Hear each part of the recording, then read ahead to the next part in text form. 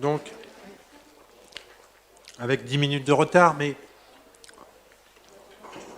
Donc, je sais, pour ceux qui sont en ligne, pour pouvoir poser des questions, il faut se reconnecter, puisque les services sont mis en... Il faut recharger la page, en fait, pour activer les commentaires en ligne qui seront lus ici dans la salle et qui seront regardés. Donc je vous rappelle que l'heure citoyenne, c'est une heure de réunion publique, c'est pas le conseil municipal per se, c'est une réunion publique de discussion, d'échange sur un thème en lien avec la vie de la commune, et elle a lieu à chaque conseil municipal de 7h30 à 8h30. Donc on est un petit peu en retard cette fois, et cette émission, cette heure citoyenne peut être suivie comme une émission radio chez vous, en train de dîner, en écoutant la radio, en branchant ça sur votre ordinateur. Elle est aussi enregistrée et on peut la réécouter sur la chaîne YouTube de la ville de Mélan. Donc pour ceux qui ne sont pas à l'hôtel de ville avec nous, nous vous invitons à réagir, poser vos questions, échanger avec vos élus, soit sur le commentaire en ligne, le chat de YouTube, ou par téléphone en appelant le 04 76 41 69 75. Donc ce soir, nous avons choisi de traiter la question de l'école à Mélan. C'est l'occasion de partager avec vous les chiffres sur cette thématique pour notre commune et de vous donner les grandes orientations de notre politique éducative. Donc évidemment, l'invité vedette de la soirée, c'est notre maire adjointe en charge de l'enfance, Véronique Claire. Donc, et puis, mais il y aura avec elle d'autres personnes qui vont intervenir.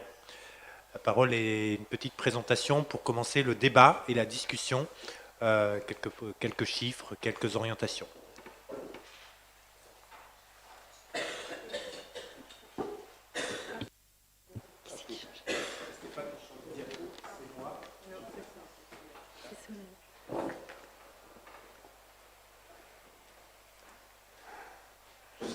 Oui, merci Monsieur le maire. Une petite slide en premier lieu pour rappeler les différentes compétences entre l'État et la commune. Bon, elles sont notées, mais je vais faire des commentaires. Alors, bien sûr, la commune se charge des écoles publiques. La commune est propriétaire des locaux qu'elle entretient, qu'elle construit ou qu'elle reconstruit. Elle a en charge les crédits d'équipement et de fonctionnement. Elle organise la restauration scolaire et les temps périscolaires. Et elle assure l'organisation éducative, sportive et culturelle qu'on a vu tout à l'heure en première partie de conseil municipal. L'État, par le biais du ministère de l'Éducation nationale, fixe les programmes scolaires, contrôle et évalue les politiques éducatives et s'occupe évidemment de la gestion du personnel enseignant. Quelques chiffres à Mélan. Donc, cette année, nous avons 1384 enfants scolarisés dans les écoles. Nous avons 5 groupes scolaires, donc 5 écoles maternelles, 5 écoles élémentaires, 2 collèges et un lycée, ce qui représente dans les classes, dans les groupes scolaires, 55 classes, j'aurais dû le dire dans l'ordre, donc 19 classes de maternelle avec une moyenne de 27,6 élèves et 35 classes élémentaires, avec une moyenne de 24 élèves par classe en élémentaire. Il faut savoir que le taux communal est de 32 enfants, taux maximal communal est de 32 enfants en maternelle et de 28 enfants en élémentaire, un taux communal qui est décidé par l'Éducation nationale. Donc nous sommes quand même en deçà de ce taux. Je voulais aussi rajouter quelques chiffres qui ne sont pas sur la diapo. Je voulais rappeler quand même que pour faire tourner tous ces groupes scolaires, on avait besoin de 19 ATSEM, on en reparlera un petit peu plus tard. Il y a 40 agents qui effectuent le nettoyage des écoles. Nous avons 5 RAP, qui sont les responsables d'accueil périscolaire, qui encadrent 90 animateurs. Nous avons 6 chefs de cuisine, 29 agents de service dans les restaurants scolaires, plus le service administratif en mairie qui gère toute la partie facturation, inscription. Voilà. Peut-être juste encore ajouter sur les chiffres, mais je ne veux pas... nous avons 1059 inscrits sur les garderies.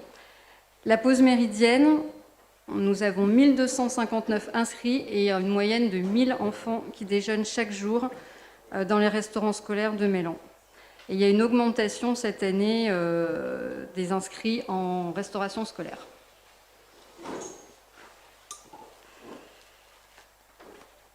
Alors, la diapo suivante, nous avons voulu l'intituler « Échange et citoyenneté », parce qu'il y a différents aspects que je voulais évoquer ce soir.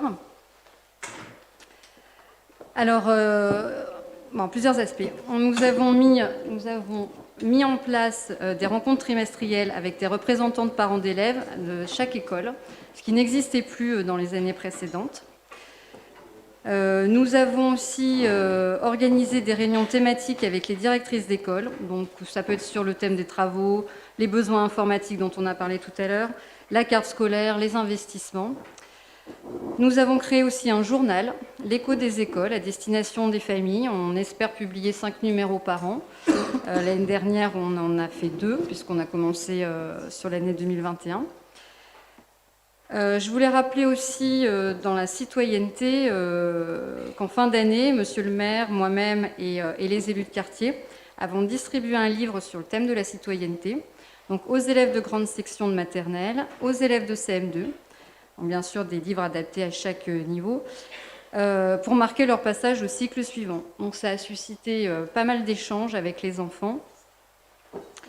Donc nous avons évoqué l'engagement, les valeurs, le vivre ensemble, la confiance en soi. Voilà, donc 175 élèves de maternelle ont reçu un livre, toutes les grandes sections, et 232 CM2 ont reçu aussi un livre sur la citoyenneté. Et puis bien sûr, en début d'année scolaire, nous avons fait, Monsieur le maire, moi-même et les élus de quartier, la traditionnelle visite de toutes les classes, donc les 55 classes de Mélan. Là aussi, il y a une photo. Voilà, là aussi, ça suscite beaucoup de discussions avec les enfants. Et c'est très intéressant. C'est un très très bon échange, en fait. Voilà, un petit mot aussi sur l'UNICEF. Il y a quelques mois, nous avions délibéré sur notre souhait de devenir partenaire de l'UNICEF. Alors, je peux vous annoncer aujourd'hui que notre dossier a été reçu favorablement et nous passons l'audition ce jeudi. Donc, nous avons 1 heure d'audition pour répondre aux questions et puis ensuite, viendra la mise en œuvre des actions sur les temps scolaires et périscolaires. Voilà. Et puis, sujet de concertation aussi. Donc, bien sûr, sur le gros projet Mi-Plaine, sur le projet de rénovation de l'école Mi-Plaine, où là, l'ensemble des personnels ont été concertés, et puis les parents d'élèves, les associations comme Horizon ou l'AFM.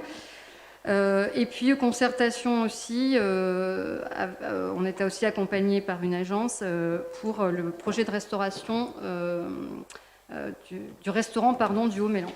Excusez-moi.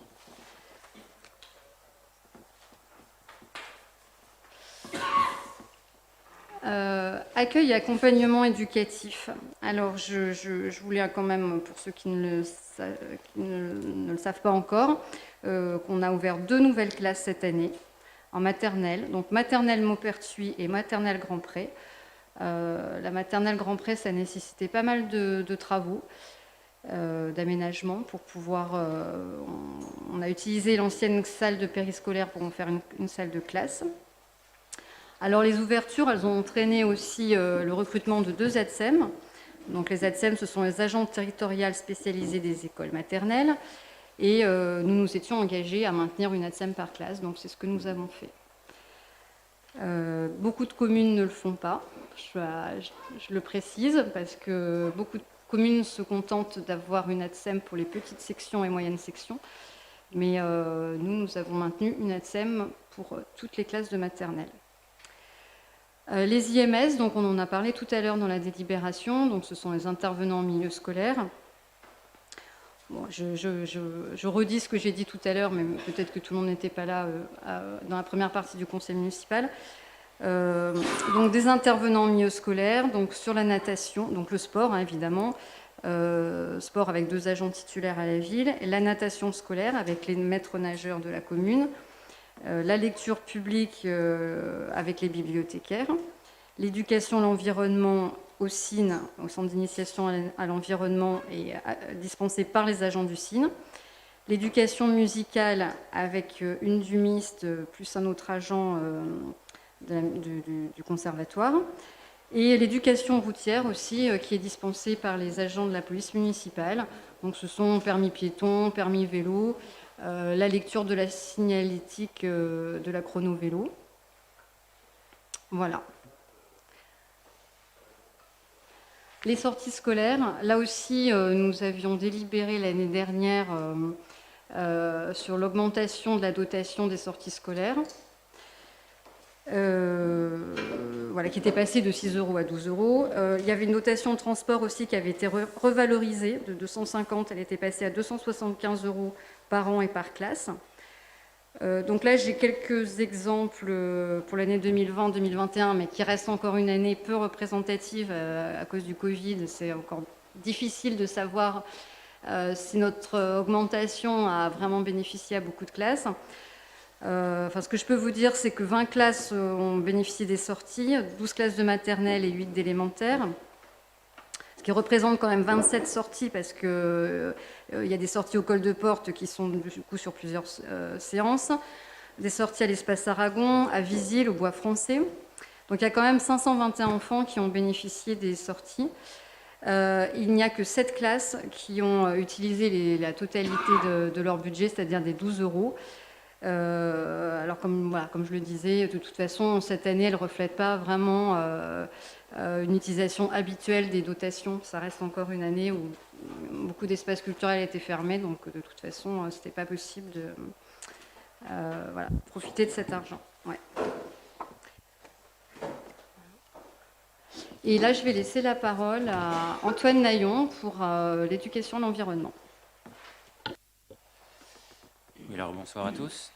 Pour ceux qui nous ont rejoints, donc l'éducation à l'environnement, Mélan est principalement connu à travers les actions du CIN, donc le Centre d'initiation à la nature et à l'environnement, qui est un équipement communal situé dans le parc de Rochasson. Le CIN intervient auprès de nombreux publics, mais intervient de la petite enfance aux personnes âgées, mais l'école est au cœur de ces activités. Et donc un principe de base des interventions du CIN, c'est l'apprentissage par l'expérimentation, la découverte dans la nature. Et pour cela, le CIN s'appuie entre autres sur le parc de Rochasson, mais aussi sur les parcs de la commune ou dans les zones nature, dans les cours d'école ou à proximité des écoles. Alors l'offre d'éducation à l'environnement proposée par le CIN accompagne les jeunes mélanais de la maternelle au CM2, quand on parle d'école, avec une progression qui est adaptée au niveau scolaire. Et donc il y a des demi-journées plutôt d'observation pour les maternelles, des semaines d'immersion à Rochasson pour les CPA, CE2 et des projets suivis tout au long de l'année pour les CM1, CM2. De manière quantitative, ça représente en moyenne entre 1 et 4 journées par an pour chaque enfant. Alors dans les actions qu'on a lancées, à destination des écoles uniquement, là, on a réorganisé le CIN en créant un service d'éducation à l'environnement dédié, et on a embauché une nouvelle chef de service donc, qui va arriver d'ici la fin de l'année et qui a déjà été sélectionnée, recrutée. Également, on a lancé des études pour rénover le bâtiment qui nous permettra d'accueillir 2 classes à la fois, ce qui est actuellement impossible. Donc accueillir 2 classes à Rochasson. Et dans les lignes directrices que l'on a, c'est d'essayer de favoriser les interventions auprès de la petite enfance, de la maternelle, pardon, qui est un public qui pour l'instant ne bénéficiait pas beaucoup d'interventions au milieu scolaire, donc avec objectif de sensibiliser les enfants dès le plus jeune âge. Alors l'éducation à l'environnement, ce n'est pas uniquement le CIN. Sur Mélan, je peux citer quand même des interventions de la métropole qui propose 16 ateliers pédagogiques donc, auxquels les classes de Mélan participent. Donc par exemple les défis des écoles à énergie positive, Et il y a également des offres du Parc naturel régional de Chartreuse et du département. On a aussi le service transition écologique qui intervient et le service restauration scolaire sur l'aspect sensibilisation à la qualité alimentaire et la réduction des déchets. Donc on va parler restauration scolaire dans la suite, c'est moi qui vais continuer. Donc au niveau restauration scolaire, on a renouvelé le marché de restauration scolaire cette année. Donc la restauration scolaire en termes de moyens, ça concerne 6 chefs de cuisine, 28 agents des services et 1100 repas enfants par jour. Donc ce qui est important, c'est de noter que ça a augmenté cette année. On est passé à 84% des enfants scolarisés à Mélan qui mangent à la cantine. Et donc dans les orientations que nous avons décidées pour ce nouveau marché, donc qui est un marché de fourniture de repas en liaison froide, c'est-à-dire qu'à Mélan, c'est un prestataire extérieur, donc là en l'occurrence Guillaume Traiteur, qui cuisine, qui apporte, qui transporte les aliments sur la commune et qui sont réchauffés dans chaque restaurant scolaire. Et donc pour ce marché, nous avons demandé d'avoir 30% de produits biologiques, sachant que la loi impose 20% à partir de janvier 2022. Donc on va un peu plus loin et avec une progression visée en 2023 35%. On demande également plus de produits de qualité. Donc c'est des produits de qualité au sens de la loi Egalim, donc c'est-à-dire des produits qui sont labellisés, par exemple label rouge ou pêche durable, des choses comme ça. Et on veut travailler sur un nouveau type de conditionnement. Et donc normalement, avant la fin de l'année civile, on aurait testé des nouvelles barquettes qui actuellement sont des barquettes en plastique. Et là, ça serait un mélange de bois et pâte à papier. On a également mis en place un partenariat avec le CCAS, donc qui n'existait pas avant. Donc, c'est-à-dire que toutes les semaines, le jeudi, le CCAS vient récupérer dans les restaurants scolaires tous les produits qui pourraient être récupérés et qui sont ensuite livrés aux bénéficiaires du CCAS. Donc voilà pour la restauration scolaire. Je vais donner la parole à Mathieu Collet pour la partie numérique. Merci, bonsoir à tous. Donc du coup sur l'aspect numérique, le numérique pour les enfants est un sujet passionnant. Les écoles veulent réussir le virage du numérique et l'éducation nationale s'implique fortement dans ce domaine. Les questions au sujet et autour des jeunes et du numérique sont nombreuses, voire infinies, avec par exemple des questions telles que, et pour ceux qui ont des jeunes ça vous parlera, comment sensibiliser nos enfants à l'empreinte écologique du numérique, quels sont les dangers liés aux écrans, notamment les réseaux sociaux, est-ce que Google a toujours raison avec la sensibilisation plutôt fake news, là, du coup. Comment ouvrir nos jeunes au monde du libre et aux solutions non propriétaires. Et puis, une autre question qui est intéressante, comment rendre le numérique accessible à tous. Mais avant de pouvoir arriver à ces questions de fond, il faut définir un outil numérique fonctionnel et utilisable. Pour cela, et on en a parlé un peu tout à l'heure lors de la première partie du Conseil, l'Éducation nationale a défini ce qu'elle appelle un socle numérique, et un socle numérique de base même, qui est un ensemble de préconisations matérielles, préconisations logicielles et préconisations fonctionnelles pour les écoles. Alors, en termes de réalisation et de manière concrète, sur Mélan, cela se traduit par un axe infrastructure avec le développement de la fibre pour toutes nos écoles. Donc, on a déjà 3 groupes scolaires qui sont totalement raccordés et il y a 2 groupes scolaires qui sont en courte finalisation sur les Béalières et sur le Haut-Mélan. Donc l'aspect réseau fibre, et puis là j'ai mis un gros mot RJ45 pour le câblage à l'intérieur des écoles. Il y a un aspect matériel qui se découpe en 2 axes, on va dire. L'utilisation du plan de relance, c'était une délibération de tout à l'heure, avec un investissement pour rattraper, on va dire, un petit retard de matériel. Et puis bien sûr le roulement de fond, avec un trait d'humour que j'avais cité en commission. Le plus vieux PC à Mélan, dans les écoles, va fêter ses 20 ans, ou a fêté récemment ses 20 ans. Donc ça commence à faire. Et puis le dernier axe, c'est l'axe humain. L'aspect matériel est important, mais il faut aussi doter l'éducation et les écoles d'une chaîne de soutien de qualité. Et donc il y a tout un travail d'amélioration qui a été fait sur cette chaîne de soutien et qui va pouvoir être décliné prochainement avec la mise en place d'une permanence dans les écoles, des prises de main à distance, par exemple, la définition d'un socle numérique, d'un ensemble de logiciels de base pour faciliter la mise en place des ordinateurs dans les écoles. En termes de chiffres, cela se traduit par un investissement de 47 000 € par an depuis 2018 Le plus gros de cette somme, c'est pour câbler en fibre les écoles et puis pour mettre le réseau en place dans les écoles. Mais c'est un montant qui est important et qui est parti avant notre mandat, donc c'est aussi important de le souligner. Une fois que ce socle numérique sera en place, il sera alors possible de travailler sur le numérique en tant que sujet à part entière. Tout est à construire ici, hein, et c'est ce que nous essayerons de faire au courant de cette année et sûrement des années prochaines en collaboration avec les acteurs de l'éducation nationale. Donc voilà pour le numérique. Pour la partie bâtie, c'est le même principe, hein. Il faut qu'on ait un socle commun, un socle de base, pour avoir les besoins minimaux pour assurer une éducation de qualité, et c'est notre priorité principale. Lorsqu'on est arrivé et qu'on a constaté l'état des lieux, on s'est rendu compte qu'il y avait de quelques manques, on va dire. C'est ce que vous voyez sur l'histogramme, du coup, en termes d'investissement sur les opérations de type travaux, avec un petit... Je ne sais pas si on le voit bien, il y a l'histogramme qui descend, donc c'est par année. La première année à gauche, c'est 2019. 2020, le Covid a fait baisser un peu l'investissement sur la partie travaux. Et on repart à la hausse avec, sur le dernier histogramme, on approche pas très loin des 250 000 euros. En termes de réalisation, du coup, pour parler de données concrètes et de travaux qui peuvent parler plus, sur l'année 2020, il y a eu des actions sur les stores, sur les ventilateurs, un travail acoustique dans les restaurants scolaires pour limiter le bruit pour les enfants et puis pour les personnes qui travaillent dedans. On a eu également sur l'année 2021, enfin pour la rentrée 2021, un réaménagement de groupe scolaire avec une ouverture de classe, l'effectif maternel Grand Pré qui avait augmenté. Et donc ça c'est plutôt pour les grosses briques, mais c'est pour vous donner quelques réalisations. Sur 2022, enfin sur 2022, oui, qui est en cours de négociation, on est en train de planifier au BP, il y a on pourrait quasiment appeler ça un plan store. Il y a beaucoup de stores ou de fermetures qui ne marchent pas dans les écoles, donc un montant assez conséquent qui sera mis sur la table en 2022.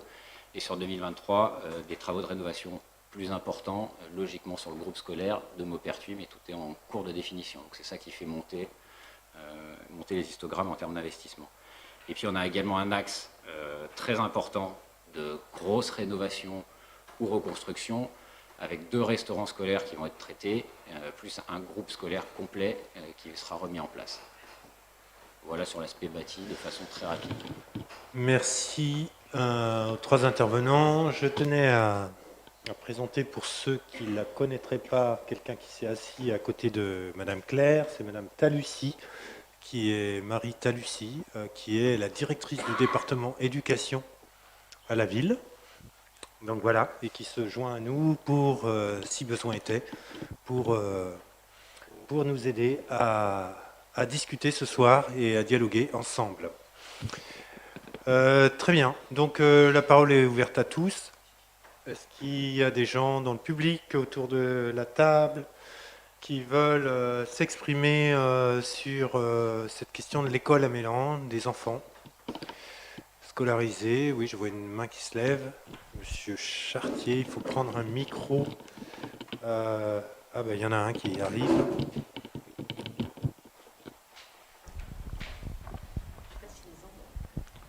Merci.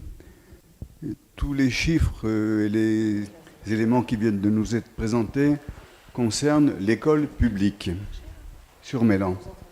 Est-ce qu'on a des indications? Est-ce que vous pourriez nous communiquer un certain nombre d'indications concernant l'école privée, qu'elle soit confessionnelle ou non, sur Mélan, et en particulier la part des enfants mélanais qui ne fréquentent pas l'école publique? Merci. Je ne sais pas si on a des chiffres, Véronique, là-dessus. Il y a plusieurs écoles privées sur Mélan. Il y a l'école Montessori qui est avenue du Granier, que nous avons visitée l'année dernière, la rentrée de l'année dernière. Vous dire combien il y a d'enfants, je ne sais pas. Combien il y a d'enfants mélanais, ça je ne sais pas, mais il y en a. Il y a l'école privée de la Belle Étoile qui est dans le quartier d'Innovallée, oui, j'allais dire sous les Bellières. Et puis il y a l'école de Saint-Pidis, de Saint-Pierre-et-Marne. Oui. Fraternité Saint-Pédis. Saint-Julien-et-Marre. Et voilà, où là, il y a une trentaine d'enfants, mais très peu de Mélanais, je crois. Deux. Voilà, 2 Mélanais. Ça répond aux questions. En fait, c'est pas beaucoup d'enfants. Par contre, je pense qu'il y a des enfants mélanais qui vont dans des écoles. Alors, il y a des enfants mélanais qui vont dans des écoles publiques de la Tronche, parce que la Tronche accepte les dérogations quand les parents travaillent sur la commune de la Tronche. Donc, c'est essentiellement des gens qui travaillent à l'hôpital. Et là, je crois qu'il y a une dizaine d'enfants mélanais qui sont scolarisés dans les écoles publiques de la Tronche. Voilà, ça appelle d'autres commentaires ou... Voilà, en fait, quand même, la grosse majorité des enfants sont dans les écoles, très très grosse majorité des enfants de Mélan sont dans les écoles publiques de Mélan. Si je peux me permettre un commentaire, c'est qu'il faut poursuivre les efforts. Si je peux me permettre un commentaire, je pense qu'il faut poursuivre les efforts pour l'amélioration de l'école publique, de manière à ce que de moins en moins d'enfants soient tentés d'aller vers l'école privée, quelle qu'en soit la nature. Très bien. Tout à fait, mais j'allais dire, enfin, si je peux me permettre, je suis entièrement d'accord, mais je pense qu'on fait d'énormes efforts pour rendre un service de qualité dans les écoles publiques de Mélan, notamment sur les accueils périscolaires. Et pas seulement, puisque dans les écoles maternelles, on a fait le choix de maintenir une ATSEM par classe, et c'est un service très élevé, en fait, un service rendu très élevé par rapport à d'autres communes. Très bien. Est-ce qu'il y a d'autres prises de parole sur ces différents sujets ? Donc, bon, comme ça a été dit, hein, c'est un partenariat avec l'Éducation nationale. C'est quelque chose qui n'est pas toujours évident et qui demande de la constance, en particulier un dialogue, en particulier avec l'inspectrice, ce à quoi Madame Claire et Madame Talussi passent pas mal de temps, voilà, pour bien se structurer avec... donc comme vous le savez, ce n'est pas nous qui déterminons le nombre de classes, par exemple, et c'est une angoisse communale de beaucoup d'élus. Voilà. Et de la même manière, on décide de l'affectation. C'est un sujet qui n'a pas été abordé, mais la commune décide de l'affectation dans les classes. Véronique pourra être plus précise, mais Madame Claire pourra être plus précise, pardon. Mais nous choisissons d'inscrire principalement les enfants dans leur école de quartier. Et bien sûr, quand les effectifs sont élevés, eh bien, nous inscrivons des enfants dans les écoles adjacentes, des écoles des quartiers adjacents. C'est comme ça que ça marche. Oui, si je peux préciser, alors nous sommes en sectorisation unique sur la commune de Mélan, c'est-à-dire que nous n'avons qu'une zone. Alors, bien sûr, nous privilégions l'affectation des enfants dans leur école de quartier, et 95% des enfants mélanais sont scolarisés dans leur école de quartier. Je le disais tout à l'heure en première partie, il y a un taux communal qui est imposé par l'Éducation nationale, donc nous ne l'atteignons pas pour l'instant et nous ne souhaitons pas l'atteindre parce que 32 enfants en maternelle et 28 enfants en élémentaire, ça fait beaucoup. Donc cette sectorisation unique nous permet justement d'affecter des enfants, en tout cas les derniers inscrits, enfin ceux qui arrivent le plus tard, au mois d'août souvent, on les oriente sur d'autres écoles.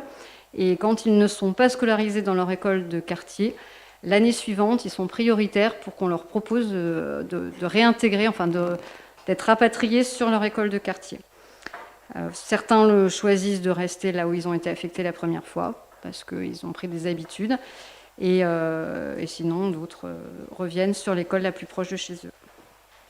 Monsieur Biron ? Oui, je veux me permettre d'ajouter que l'école publique, c'est quand même l'école de la République, qu'elle est laïque, qu'elle est pour l'égalité des chances, qu'elle est ouverte à tous, qu'elle devrait être gratuite, mais que c'est encore une petite question à voir. Ben, on essaie qu'elle est gratuite, Mélan, l'école. Ok. Elle est gratuite. Et comme ça a été dit, on a même doublé l'argent qui est donné aux professeurs des écoles pour pouvoir faire des sorties scolaires. Donc qui était de 6 € et maintenant c'est de 12 €. Donc ça paraît faible, hein, évidemment. Mais il y a près de 1500 enfants dans la commune, donc eh ben, il suffit de multiplier. Donc voilà, et finalement, c'est un assez gros budget. Oui, Madame Claire. Je rajoute, je complète, Monsieur Biron a raison, l'école n'est pas tout à fait gratuite, puisque les parents sont sollicités, c'est pas une obligation, mais les parents sont sollicités par les directrices d'école, mais c'est commun à toutes les communes, pour financer la coopérative scolaire. Et souvent, on demande aux parents un chèque de 12 à 15 € annuel. Ça sert à faire marcher la coopérative scolaire, donc des achats, des sorties, voilà. Oui, c'est une somme qui est recueillie et qui est à la disposition des professeurs pour soit du matériel pédagogique complémentaire, soit des activités extrascolaires qui seraient faites, enfin, pendant le temps scolaire, des activités hors de l'école qui nécessiteraient des financements au-delà de ceux qui sont fournis par la commune. D'autres questionnements sur l'alimentation, le numérique, la restauration scolaire? Tiens. Oui, non, moi j'étais juste Madame curieuse Refour. parce que j'en ai entendu parler. Est-ce que vous pouvez nous parler un peu de l'expérimentation sur les pique-niques, s'il vous plaît? Tout à fait, Madame Refour. Alors, l'expérimentation des pique-niques. Il faut nous repréciser ce Oui, que c'est parce que... Oui, tout à fait. Puis le contexte, en fait. Donc, évidemment, la crise du Covid a entraîné des organisations assez difficiles à tenir, surtout sur le long terme. Et au printemps, après les vacances de printemps, nous avons voulu alléger les effectifs dans les cantines et surtout rendre un peu de liberté aux enfants. Donc nous avons demandé à notre prestataire Guillaume Traiteur de nous fournir des pique-niques. Et nous avons organisé dans chaque école, donc chaque jour dans chaque école, il y avait un groupe qui partait pique-niquer dans un parc, dans le parc le plus proche de son école. Par exemple, Grand Pré allait au Bachet, le Haut-Mélan montait à pied au Clos des Capucins, etc. Bélière allait sous le lycée au parc du Bruchet, et ainsi de suite. Et les enfants ont été ravis en fait de cette expérience. Les parents un petit peu réticents au début, surtout que nous avons essuyé du mauvais temps les 2 ou 3 premiers jours, donc ça a été assez difficile. Alors il y avait toujours une solution de repli, ils pouvaient toujours manger dans une salle, mais bon, c'était pas le but. Le but c'était de libérer des espaces dans la cantine et c'était de donner un espace de liberté au groupe qui partait déjeuner à l'extérieur. Et puis finalement, ça s'est très bien passé. Donc il y a eu, en plus du pique-nique, des temps de jeu dans les parcs, des temps calmes pour ceux qui le souhaitaient. Et puis au point que la dernière commission menu à laquelle on a assisté avec Antoine Naillon, une maman déléguée de parents d'élèves nous a même demandé pourquoi on ne reconduisait pas ce dispositif à l'automne. Bon, moi je préférais... un peu mettre le haut là, enfin les conditions météo sont pas forcément favorables et puis laisser manger les enfants dehors à l'automne, voilà, c'était pas ce qu'on avait prévu. Mais du coup c'est un dispositif qu'on va très certainement remettre après les vacances de printemps l'année prochaine, puisque Covid ou pas Covid, ça a rencontré énormément de succès. Et qui n'a pas envie d'aller manger dans les parcs de Mélan? Voilà, c'est donc une expérience qui a été tentée et finalement on découvre d'autres usages pour les enfants qui est très adapté. Et vous avez peut-être vous-même rencontré ces enfants dans les parcs à l'heure du repas. voulais aborder... Oui, Monsieur Bataille. Oui, j'avais une question parce que, bon, mes enfants sont un peu grands aujourd'hui, mais je me rappelle que quand j'étais parent d'élèves, on avait eu une fois ou l'autre envisagé de faire des accompagnements groupés d'enfants à pied dans le quartier, puis ça n'a jamais pu avoir lieu. Et je ne sais pas si c'est des choses qui existent encore, dont on parle.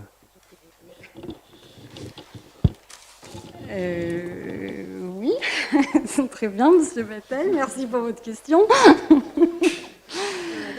Oui, vous parlez peut-être du dispositif Allons à pied à l'école. Voilà, ça doit être ça. Et du pédibus. Le pédibus, non, pour l'instant, nous n'en avons pas mis en place. Je pense que c'est plus une organisation de parents. Par contre, nous avons lancé le projet Allons à pied à l'école, enfin, qui n'est plus seulement un projet, puisqu'il a été mis en place sur l'école Grand Pré, où nous avons, en fait, le but, c'est vraiment d'apaiser les espaces autour des écoles et de les sécuriser. Et la première expérience donc a lieu sur l'école Grand Pré. Enfin, c'est plus une expérience puisqu'on a fait les 3 dernières semaines de fin d'année scolaire en expérimentation. Et nous fermons le chemin du Haber aux heures d'ouverture et aux heures de fermeture de l'école. Donc 20 minutes le matin et 20 minutes le soir. Alors, la rue est fermée par une demi-barrière, ce qui empêche les automobilistes de rentrer dans le chemin du Haber, mais qui n'empêche pas les riverains de sortir du chemin du Haber. Donc, actuellement, ce sont l'agent de proximité et 2 agents de police municipale qui assurent cette fermeture de rue. On a informé les parents, on a indiqué tous les parkings publics dans lesquels ils pouvaient se rendre le matin et le soir. Et puis, on a fait tout un sondage en fin d'année pour savoir voilà, ce que donnait cette expérimentation. Évidemment, il faisait beau, c'était plus ludique. Maintenant, on rentre vraiment dans le vif du sujet. On maintient cette fermeture matin et soir. C'est une nouvelle habitude à prendre, donc on rencontre quelques réticents, mais finalement, ça se passe plutôt bien. Et les parents comprennent qu'en fait, des abords apaisés, c'est bénéfique pour tout le monde. Voilà, donc ça a été fait sur Grand Pré. Et la prochaine étape, qui sera peut-être un peu plus compliquée, ça sera sur l'école du Haut-Mélan. Sur les 2 écoles du Haut-Mélan, puisque là, les parents sont... Voilà, c'est à la fois eux-mêmes qui provoquent ces difficultés de circulation et c'est un peu ces embouteillages le matin, et à la fois, ils voudraient que ça s'arrête. Donc il va falloir qu'on trouve des solutions, on va essayer de se faire accompagner, et il va falloir qu'on apaise les abords du groupe scolaire du Haut-Mélan. Oui. Donc l'idée, c'est effectivement de permettre à tous les enfants qui sont à 5-10 minutes à pied de l'école, de venir à l'école à pied avec leurs parents, ou sans leurs parents, parce que quand on est en CM1, CM2, on peut, les rues de la ville sont assez sûres, s'il y a des trottoirs et des sentiers pour pouvoir aller à l'école à pied. Donc c'est tout un programme qui se met en route, mais c'est vrai que le Haut-Mélan, on s'attaque à un problème difficile que tout le monde connaît, puisque l'école maternelle et l'école élémentaire sont de part et d'autre d'une rue assez passante et en côte, où les automobilistes ont du mal à s'arrêter parce que en fait ils ont du mal à repartir. Donc un automobiliste qui a peur de ne pas pouvoir repartir a du mal à s'arrêter. Voilà, donc ça fait partie de la problématique.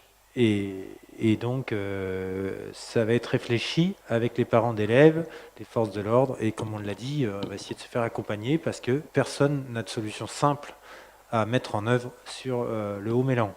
Monsieur Biron. Oui, je voulais rajouter aux parents d'élèves particulièrement et aux citoyens, leur dire qu'il y a les élus de quartier qui siègent dans les conseils d'école élémentaires et maternelles et qui peuvent être aussi leurs intermédiaires. Moi, j'ai été questionné beaucoup par rapport à la fermeture dans mon quartier.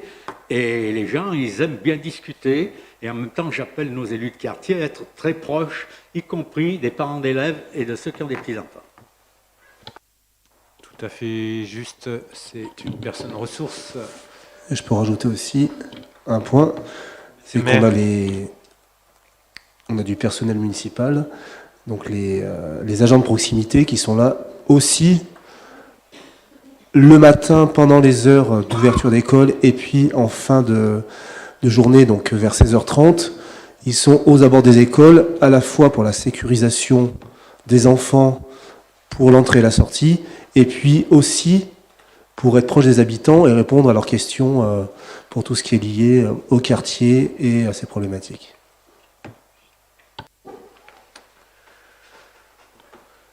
Très bien. Et on peut en revenir un peu sur la question d'employeurs. Les chiffres n'ont pas été projetés, mais moi, dans mes notes, je vois qu'il y a pratiquement 250 agents communaux qui travaillent dans le secteur de l'enfance. Donc, Marie-Lucie, qui est ici, pilote 250 fonctionnaires. C'est pas simple. C'est une grosse machine.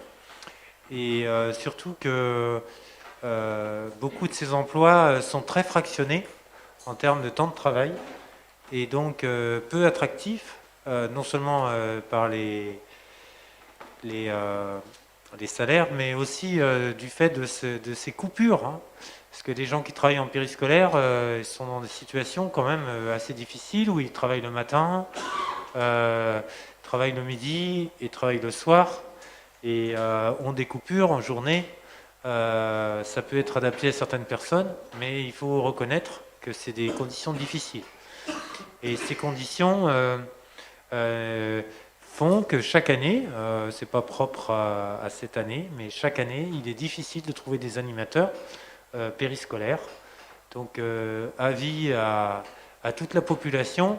Si des gens ne savent pas quoi faire le matin de 7h30, 8h moins le quart à 8h30, et puis de 11h30 à 13h30, puis le soir de 16h30 à 18h30, 18h, pardon, ça me fait réviser, eh bien, nous serons ravis s'ils ont des compétences, et des formations peuvent être proposées d'ailleurs.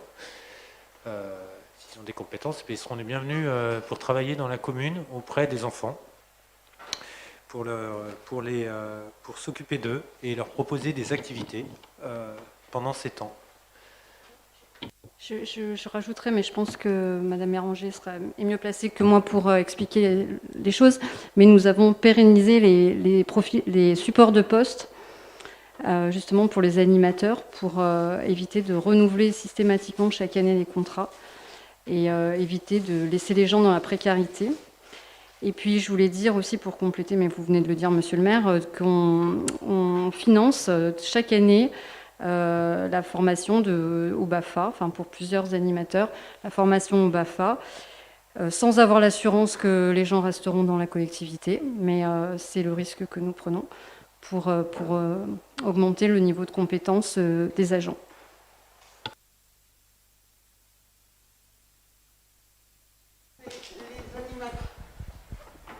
Comment peut-on mettre en relation les animateurs qui travaillent dans les associations, les profs de yoga, etc., avec ces animateurs dans les écoles? Moi, ça me paraît très important. D'abord, ils sont formés et ces animateurs travaillent en général le soir. Ils sont libres à midi et le matin. Donc, il y a une relation à faire entre les associations et l'école. Très bien. Pardon ? En fait, c'est des pistes qu'on explore. D'abord, parce que ces animateurs qui peuvent avoir des activités d'animation en dehors de la commune apportent, par leur expérience, leur formation, peuvent apporter à tout le système, en fait. Donc, nos cibles privilégiées, c'est aussi les animateurs de centres de loisirs de la commune. On n'en a pas parlé parce que ce n'est pas la commune qui les organise, même si la commune est partenaire des associations qui les organisent. Il y a 2 associations qui les organisent, l'AFM, l'association des familles mélanaises, et puis Horizon. Et effectivement, un partenariat est en train, déjà, 1 ou 2 animateurs sont communs à l'AFM et au service périscolaire. Vous avez raison, c'est des pistes à explorer. Oui, J'allais compléter parce que, évidemment, nous cherchons des animateurs de partout, dans tous les domaines.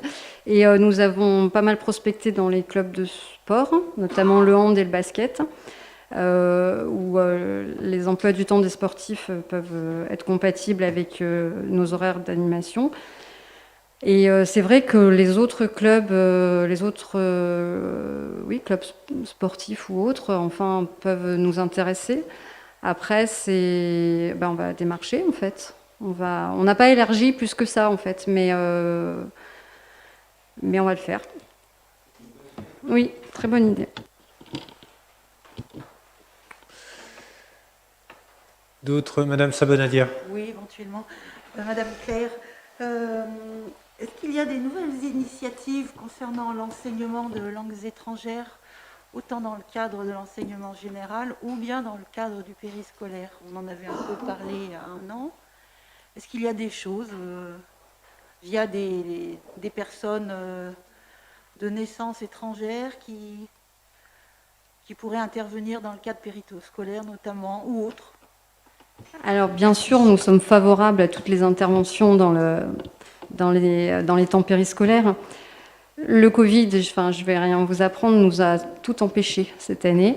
Là, depuis aujourd'hui, le protocole est allégé. Nous sommes passés en niveau 1. Donc j'espère que tous ces intervenants, toutes ces animations vont pouvoir reprendre, puisque là, il n'y avait plus d'associations non plus. On parlait des associations sportives juste avant. Il n'y a plus d'intervenants. Il y a vraiment... Alors, je vous dis tout de suite, il ne s'est rien passé pour les langues étrangères cette année, j'en suis désolée. Mais c'est vrai qu'on a vu des propositions et j'espère que tout va rentrer dans l'ordre et que tout va reprendre. En tout cas, c'est notre volonté puisqu'on a vraiment on a le souhait justement de développer ces temps périscolaires. Il ne faut pas que ça reste qu'une garderie, on veut vraiment que ça soit un temps profitable pour les enfants.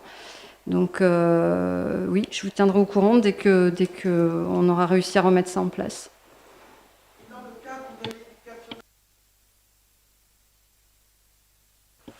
Alors, les temps scolaires ne nous appartiennent pas. Nous ne pouvons pas, alors à part les IMS, les intervenants en milieu scolaire dont j'ai parlé tout à l'heure, mais après tout ce qui est enseignement, nous ne sommes pas maîtres du temps scolaire.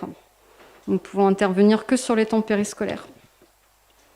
Et les interventions dans le temps scolaire se font toujours sous la responsabilité du professeur d'école. Donc nous proposons, la commune peut proposer, comme ça a été dit, sur les 5 temps qui ont été donnés. Et du coup, les professeurs d'école prennent ou prennent pas. Voilà, la proposition de la commune, donc en musique, en sport, la bibliothèque, comme ça a été dit, mais aussi l'éducation à l'environnement. Si un professeur ne veut pas que sa classe aille à Rochasson, il n'y a pas de problème, sa classe ne va pas à Rochasson. Voilà, c'est pendant le temps scolaire, l'éducation nationale, à travers les professeurs et les directeurs d'école et les directrices d'école, nous avons des directrices, voilà. Et donc l'enseignement des langues étrangères est bien au programme du cycle 3 de l'école élémentaire. Et donc, il revient aux professeurs des écoles d'enseigner, c'est normalement l'anglais, d'enseigner les débuts de l'anglais. Voilà. Si je ne me trompe pas, ça fait bien, j'ai confirmation, ça fait bien partie des programmes scolaires. Et donc, bon, et au conseil municipal, on fera un conseil municipal en anglais avant la fin du mandat, si tout le monde est OK avec ça. Ça sera... Why not? Yes. Là, mais non, mais c'était pour annoncer la fin de l'heure citoyenne. Si quelqu'un avait une question sur les aspects bâtimentaires, numériques ou éducation à l'environnement ou alimentation, c'est le moment. Voilà, merci à tous ceux qui ont préparé ce panorama. Je pense que c'est intéressant de venir sur des sujets vus de manière globale, comme celle-là, comme l'école à Mélan. Donc le prochain rendez-vous, c'est donc le 22 novembre, lors du prochain conseil municipal. Et comme nous l'avons déjà dit, l'heure citoyenne du 22 novembre sera consacrée à la tranquillité publique. Donc une autre thématique qui fait intervenir d'autres acteurs sur la commune.